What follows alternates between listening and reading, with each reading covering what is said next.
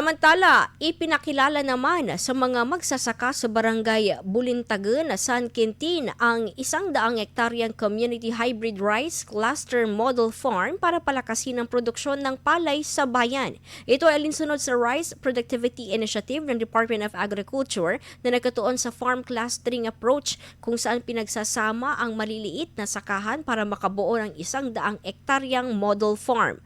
Ayon sa DA, ang ganitong modelo ay sinasagawa sa iba't ibang rehiyon ng bansa para mapataas ang ani mula sa pagsasama-sama ng mga lupang sakahan at pagtatanim ng hybrid rice. Kaugnay nito, noong mga nakaraang taon sa La Union, 3 asosasyon ng mga magsasaka ang nahikayat na magsama at bumuo ng 100 hektaryang community hybrid rice farming project na nakafocus sa hybrid rice production. Sa pamamagitan nito, inaasahan ng lokal na pamahalaan na mapapataas din nito ang ani sa palay ng mga magsasaka sa bayan ng San Quintin. IFM News. IFM News. IFM News.